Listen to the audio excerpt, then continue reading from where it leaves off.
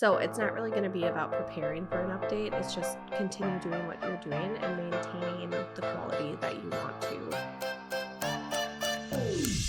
Welcome to Duo On Air, where we help you get seen, remembered, and wildly obsessed over by your audience. We're your hosts, Abby and Courtney, a pair of ex-agency besties who ditched the cubicles, the Minneapolis skyways, and the corporate jargon for work that matters, with people who inspire us every day. Today, we're a women-powered marketing agency serving brands worldwide, bringing those big agency results without the corporate price tag. Around here, it's all about what actually grows your business: branding, SEO, websites, and navigating the real-life ups and downs of building a dream while raising tiny humans. We're moms, wives, and best friend business partners in the trenches with you, making the hard stuff feel easy and a whole lot more fun.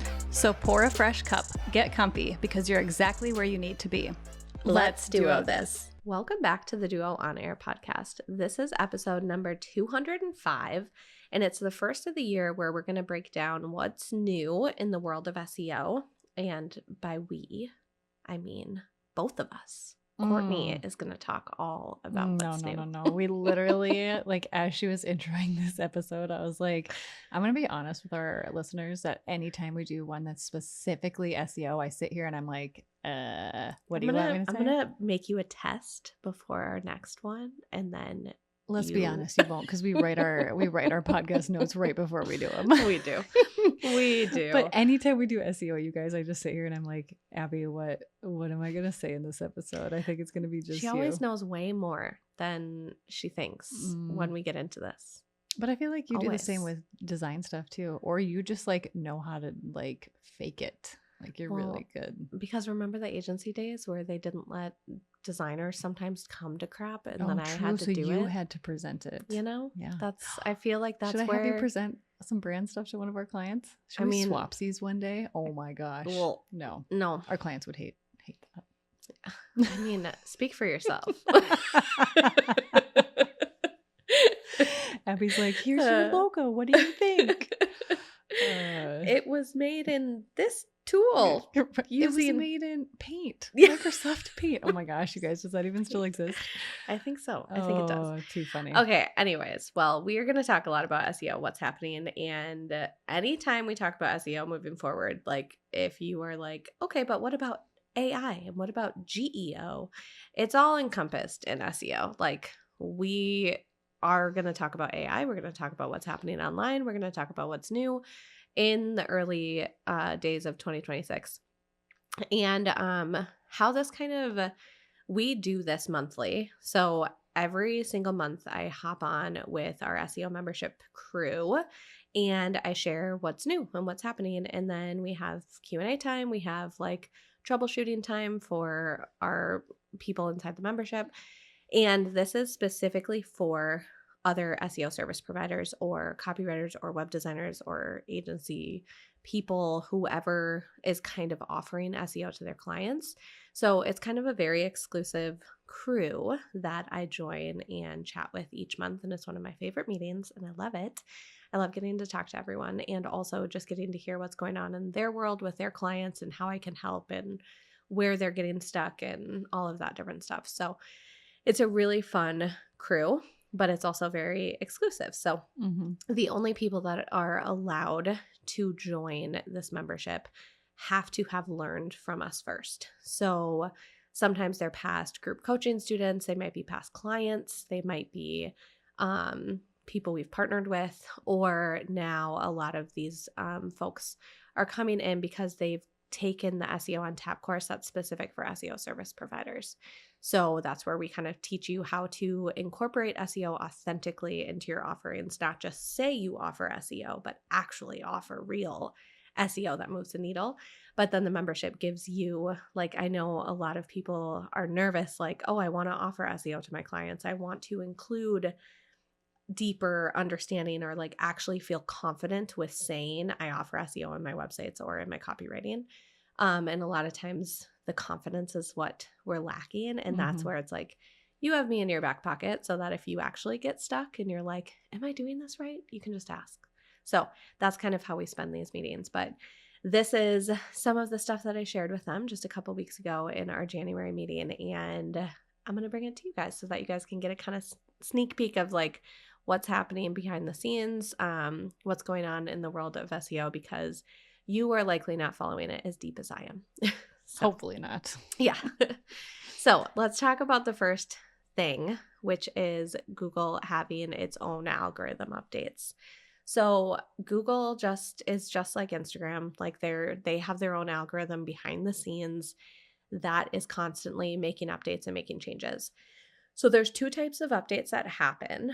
One is like these big core updates that people like to, specifically like SEO gurus and the big people out there on Reddit, like to talk about and freak out about how everything's changing overnight.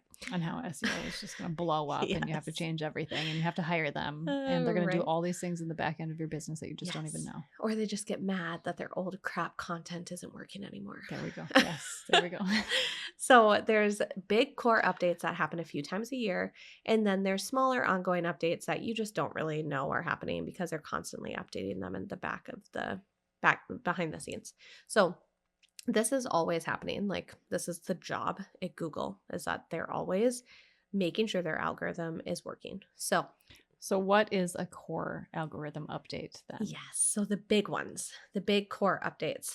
So these ones are where Google takes a step back and really reevaluates how their content is working and where it deserves to sit on a Google search page. So they base this on quality of the content written, the words in there, the relevance of the content, like, is this still relevant? Is it outdated? Is it important? And then how well it's actually answering the question from searchers, which likely is looking at a lot of the performance of, did people click through and stay? Did they click through and bounce? Like different things like that with the engagement of how people are actually navigating. So how often do these big core algorithm updates happen? So these ones happen about 3 to 4 times a year. They don't announce it. There's not a schedule. You don't know when it's happening, which is why people love to freak out about it. Like, oh, so my after goodness. it happens is when they're like, boom, we just dropped it. Yes. And then everybody freaks out. Yes. Yeah. And people make assumptions, which I'll talk about in a little bit, because search volatility is something that can kind of tell you that an update is happening. So people will make assumptions and talk about it all the time. So they're suspecting something's happening or did happen in January, but hasn't officially been announced. But the last confirmed update was in December. So again, they do it a few times a year. Sometimes they're back to back. I was just going to ask, do they sprinkle them? Like, is it one each quarter or is it just very random? It kind of seems like it's one each quarter. Like when you look back at like the schedule, like you can just do Google algorithm updates, calendar, or whatever, history or something like that. And so you'll kind of see them be sprinkled in throughout the year. But I do remember, I don't know if it was last year or the year before, there was like November, December, like they did them back to back. Which is interesting. And again, it's not like they share, here's what we focused on this time. Like people just make assumptions based on what changed within what industries and what people are talking about. And there's like, this is people's full-time job at SEO, journal companies. And so it's something that people just make assumptions on, but Google doesn't actually come out. Like Google doesn't have an Adam Mosseri coming out on Reels saying, here's what we did, here's what we updated, here's new things. Like they do have a head of search that he does frequently do podcasts and answer questions and talk about different things. But it's just not popping up casually like Adam does. Yeah, it's not like, here's what the core algorithm update did this time. And what questions do you have for me? Because I have so many questions from Adam anytime he does that. Yeah, right. I know. So, and I would say a common misconception during these updates is that Google is penalizing you. So I also love that if you can hear the sirens in the background, it's like, misconception. Here's the myth. I'm looking at Abby like, are we going to stop? Or she just rolled with it. That was great. You probably can't hear it because mics are pretty dang good, but there are a lot of sirens today. So this is like a watch out. But the misconception is that Google is looking to penalize people. And that's what the updates are about. The updates are about penalizing people who are breaking the rules and doing bad things. That's what people think. Yeah. That Google's just out to get them. Wow. I will say like a lot of traditional SEO people feel that way right now anyways, just because of how much the world has changed. Yeah. Like SEO is dead. That's why you see those headlines. Yeah. So it's not about that. It's about reevaluating the content to make sure that the best content is being showed.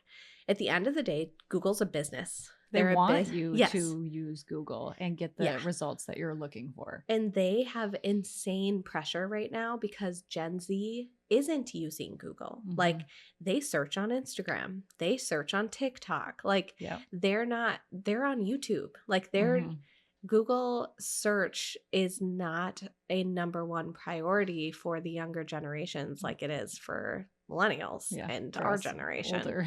Yeah. So there's a lot of pressure to make sure that they can keep that they're Google relevant. alive. Yeah, that they're relevant.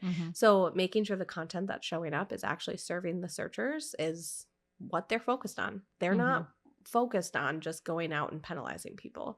So basically, if Google is trying to basically refine its content, understand the good content, and it's not out there looking for reasons to punish you, even though you might feel like that. That's not what's happening. So how do we prepare for these updates? You just keep doing what you always do, which I know is like the most annoying answer ever. But you can't prepare because one, they don't tell you when they happen. And two, like you also, as long as you are just maintaining and doing authentic, ethical like content and creating stuff for the online space, you're going to be just fine. So create good quality content that your audience actually wants to read. Which is what it's always been about. Yeah, always, forever and ever. You should be building authority and trust. So that's like working with other people, getting backlinks, showing up on podcasts, getting news features. It's PR. It's making sure that that trust and authority out there is thriving. It's getting reviews and putting them on your Google business profile. Because these are the things that Google is always going to reward and always going to have. It's not, they're not going to shift away from quality content that people are searching for. 1,000%.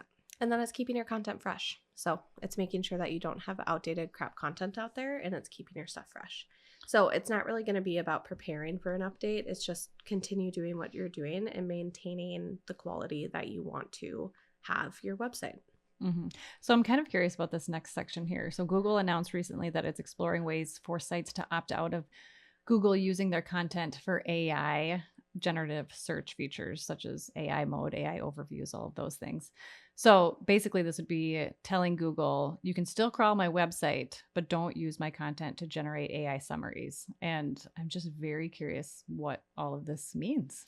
Yeah. So this isn't, to be clear, this isn't live yet. Like you can't go opt out right now.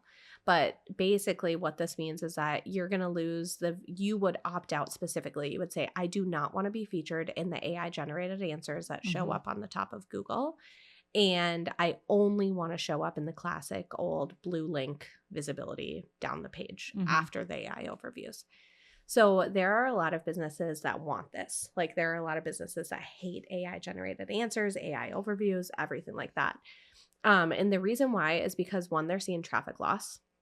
They're seeing huge impression increases, but click loss. And that's because people are reading the answers on the search page without actually clicking through. Which I'm guilty of. Yeah. I mean, if I get a strong AI overview, I take it and I go with it, you know? Which it depends on the content too of like do you need to dive deeper or is it a quick, here, I can give you your answer. Yeah. Cool, is this a piece of content that you are like looking to build a connection or have your users take action, then that can be frustrating to lose a click. But like there's so much content out there where it's like, I just want a quick answer on like, how long does it take to cook a hard-boiled egg? Right. Like, oh my gosh. I think I literally just Googled that the other day. You're like in my brain. That's funny. I love Actually, it wasn't a hard-boiled egg. It was an over easy egg. I was like, how long should you actually? Okay. That's hilarious. Because I'm not a cooker. I love you. Yeah. You're so funny. Over easy egg. How long? And they said like 3 seconds. I mean, you just like look that. at it. Remember when I told you I didn't feel good the other day? I thought it was because of my egg, my over easy egg that I Googled how long should be cooked for. You should see it. I'm going to start screenshotting our messages about food and cooking, and that's going to be a reel in the future. That's actually a great one. We can have a whole podcast episode on it. I love it. It's hilarious. I love it. So that's number one. Number two is content ownership. So basically, people are frustrated with how AI is choosing to deliver the content because AI is repackaging it.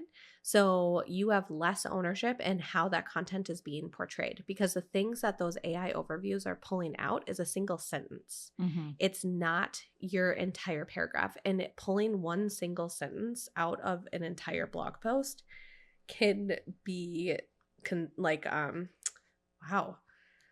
be Misleading. Misleading. Thank you. Yeah, misleading. Yeah, There's because you're not getting Yeah. all of it. You're just getting a piece of it. Yeah. So it could totally pull something out and completely flip the way you're trying to say something. Absolutely. So you have less ownership in how your content's being portrayed. And because of that, like your brand could be also being diluted. Mm-hmm. It's removing your tone, your voice, your positioning.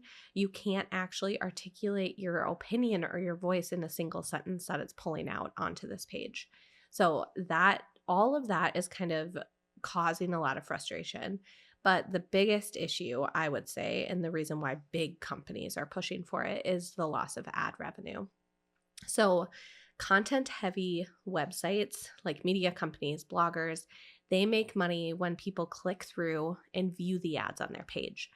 But the AI overviews are answering these questions directly on Google and it's eliminating the click. And so when that click disappears, so does the ad revenue.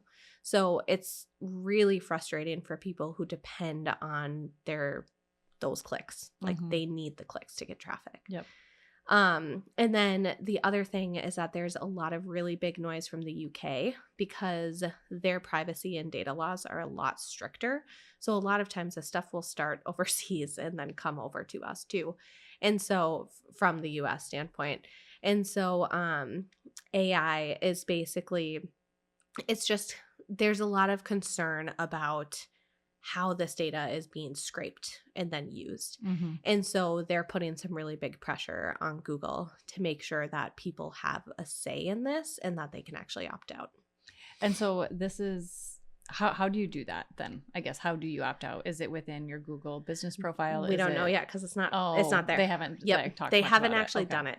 So there's been a few things out there where people have been like, would you opt out if Google allowed this? And like taking some polls. And there's like a third of people that are like, yep, I'd opt out of it. I don't like for us, I wouldn't like as a business, like our business. Yeah. A lot so of what's your stance then? I would overall? say like our content isn't, our content is educational. It's marketing. It's like, if we were in a space where like the political voices and like, there's certain things like that where you can be misconstrued in a really bad way, or if they don't, it can cause like, huge brand trust issues. Yeah. I don't feel like that's like, I'm not seeing that or feeling like that's ever going to happen with our content. Like you can't, I don't think anyone's going to be pissed at us because it pulled out a single sentence from a Gmail signature blog. Like, right. We're not we're not saving lives. We're not, making a difference in the world. So we're making a difference in small businesses world, but not in the world.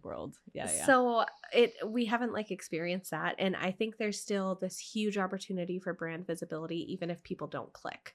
And the search is becoming more visual. So like your favicon is really big. Your brand name is bolded. Like just having that presence in the AI overviews and the repetition. So if you show up there often when people are searching for content that like our audience is likely searching for the same types of content that we might be creating. So if they start seeing us all the time visually, they might be like, oh, I recognize that company. I'm going to click on them because I trust them. So I think it's bringing more awareness, even if you're not seeing the clicks. Right. So I still feel like the AI overviews they're going to show up on top. And if you opt out, then you are relying on only those links and losing some opportunity for visibility. Yeah. I mean, because those aren't going away anytime soon. Yeah. Anyways, but we don't run ads on our website either. True. So we don't feel that effect. Right. Yes.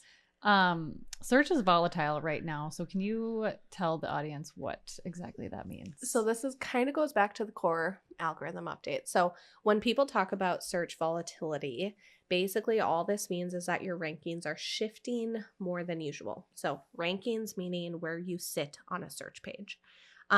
You honestly probably wouldn't even notice this if you weren't using a ranking tool. So if you weren't using like Ubersuggest, SEMrush, Ahrefs to actually track your keywords. So for example, we sit on page 1 for this keyword and we sit at position 5. So if like you count the blue clickable links down the page, that would be position 5. So if I see within a week that I went from 5 to 35, and then the week after that, I bounce back to 12. That's kind of like a volatile search environment. Like you are bouncing around a lot within a short period of time. And when a lot of people's rankings do that, or a specific industry or something like that, that's where it just is a more volatile environment. And usually that indicates that there's an algorithm update happening on the back end. That's kind of how people can track. That's how they guess it. Something's happening. Yeah. So in the show notes, we'll link, SEMrush has a little sensor tool where you can actually track online to see like how volatile the industry is at any given time. So you can always peek at that. This is why I'm not a fan of like weekly tracking your keywords. Yeah. Like there's a lot of tools that will give you weekly reports, position tracking. Here's where you sit this that week. would drive me nuts. That's like tracking like followers or likes it is on Instagram. It's a vanity. It's a vanity metric of SEO. And I have like not that many clients, but a handful of clients who will forward me emails and be like, I just dropped to page 3 and I was on page 1. And it's like, yes, just for right now though, like how about you look at this over a 30-day period at minimum. Like there's too many things that happen day to day and week to week that it's too hard to actually get any clarity on what changes matter without looking at like a larger time frame. Yeah. Yeah. So the big thing is that when things are really volatile, it doesn't mean that you need to be like, whoa, this specific keyword. So say DIY SEO course, 1 week we dropped to 40. I'm not going to go into our sales page and make a ton of changes. Right. And then republish it and then pray that it bounces back. I'm just going to give it another couple weeks and see what happens. Right. Because I bet you it'll bounce right back up. So these are things where you could just be wasting your time chasing your tail. And it's like someone grabbed your hat and is running around and you're just chasing them and you don't know like what they're going to do with it.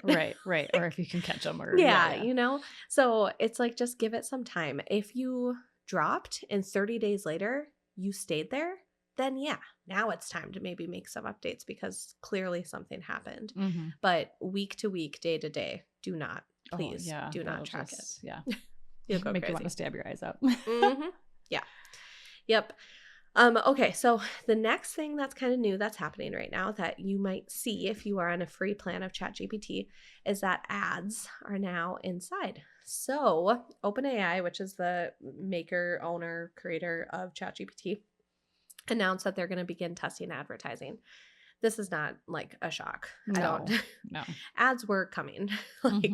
This is a free tool. That's the whole point. That's how you make a lot of money. Free tools are going to start taking on ads. They're either going to start charging you or they're going to start taking on ads. So specifically, they're testing this on the free plan in the new Go tier. So they're not a part of paid plans yet. So if you are on a paid plan, you're probably not seeing them. If you're on a free plan, you might start to see them. And the important thing is that they show up separate. So it's not embedded into the answer. It's not going to change the way AI is answering the question. It's very clearly separately being marked. So they're labeled after the AI answer. But it still comes in your answer. So you ask AI something? No. Okay. It's going to be like, so basically if you ask a question like, I'm just going to stick with the recipe situation. If you asked a question like, hey, I have these ingredients, make me a recipe, blah, blah, blah. So it will spit out the recipe and then say someone is paying like for a sponsored ad for a can of tomatoes. Then after the recipe is done and it's finished its chat, after that, there'll be a little space of like sponsored, go buy Hunt's tomatoes at Target, whatever. Okay. So like that would pop in afterwards as an ingredient that is mentioned in the recipe, but not in the recipe. It's not like a clickable link within the recipe. Right. It's very clearly separate. Okay. Interesting. So that, I think they need to make sure that it's clearly labeled separately, because if it's a part of the answer, people will start to question whether that answer is like authentic. Is that actually the real answer? Is that what you would tell me? Or are you just doing it because of ad dollars? So do you think that they will keep it this format, or do you think eventually sometime they might start testing, like you're going to have a pop-up ad and you have to, watch it for 3 seconds, or maybe, I don't know. Because this seems like a not like aggressive ad approach, which is nice, because I think sometimes people get really turned off by ads. So if it's just like you have this recipe and then you have an ad for like an ingredient in it, like to me that's like maybe even a little bit refreshing, or like I mean, I think that's a goal. Yeah, it's not like bam in your face and then you get pissed at the platform and then you bounce off because you're like, oh, ads. I mean, I just did. So the other day I used ChatGPT because I needed basically, we're about to have 3 kids, and I have a forerunner that basically has to, she's about to have 3 basically. kids. No, she is about to have 3 kids. Somehow they have to fit into my vehicle. And so the back seat of our car, we have to fit 3 car seats side by side.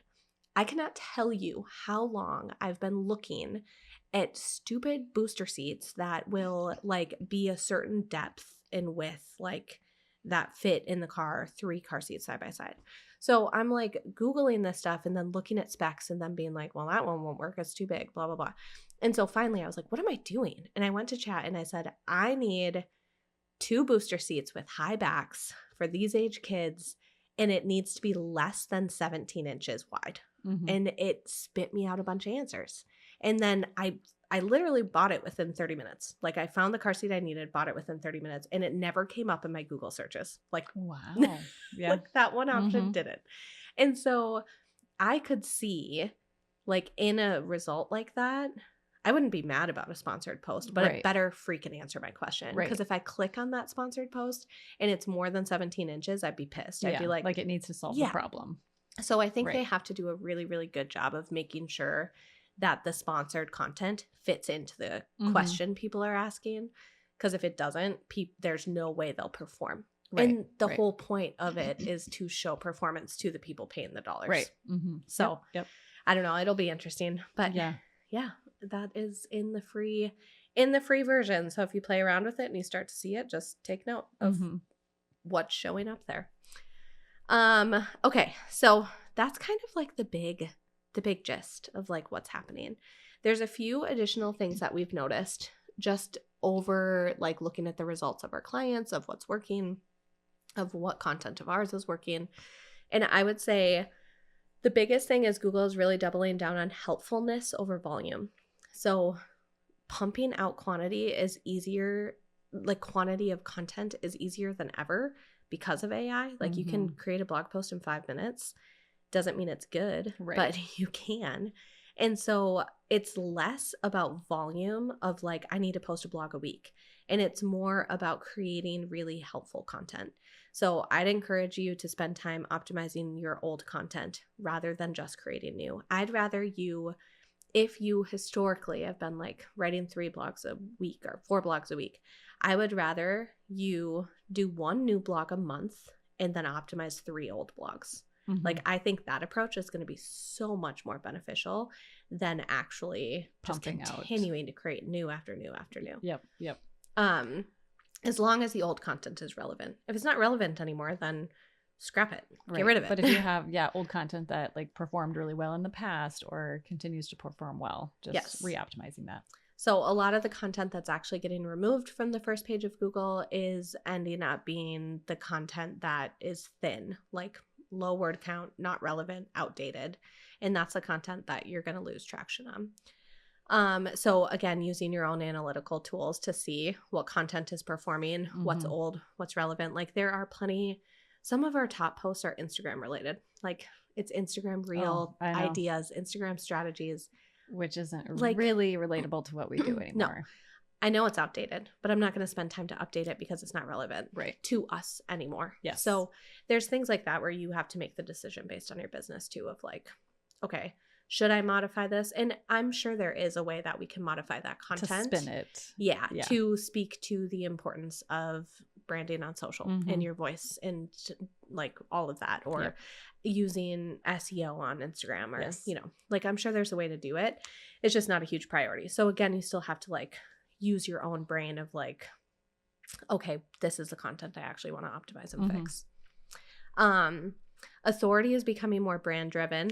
This is what I love to hear. No. So Google and AI tools are relying more on recognizable brands, consistent messaging, and topical authority. So in other words, it's not just about the keywords anymore. It's actually about who is saying it.